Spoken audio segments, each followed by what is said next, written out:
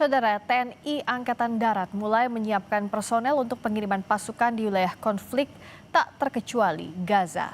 Kepala Staf Angkatan Darat Jenderal Maruli Simanjuntak mengungkapkan penentuan kebutuhan personel akan ditetapkan setelah adanya permintaan resmi dari pihak koordinator di Gaza.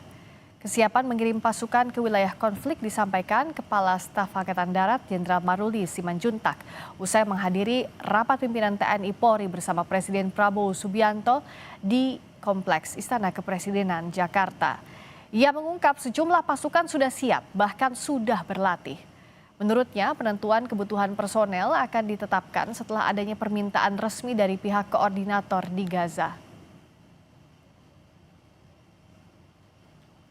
BOP itu Pak ke... Ya, itu kan masih terus berjalan ya. Jadi kan kami menunggu dari hasil koordinasi ke yang mengkoordinir di Gaza. Nanti ke Mabes TNI nanti ke Mabesat memerlukan personil yang berkarakter apa. Nanti kami siapkan, gitu begitu. Sudah mulai berlatih orang-orang yang kemungkinan kan kita nanti kan jadi perdamaian.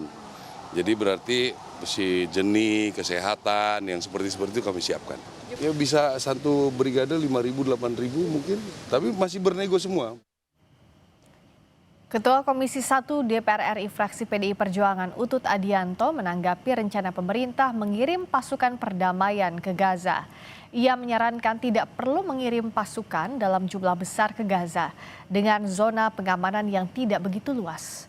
Menurutnya, kehadiran TNI di Gaza menunjukkan komitmen Indonesia menjaga perdamaian dunia, sekaligus mendorong kemerdekaan Palestina.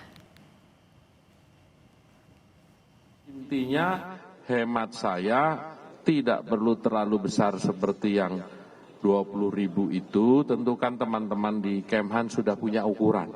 Kalau jalur Gaza sempat saya pelajari itu luasnya 45 km persegi.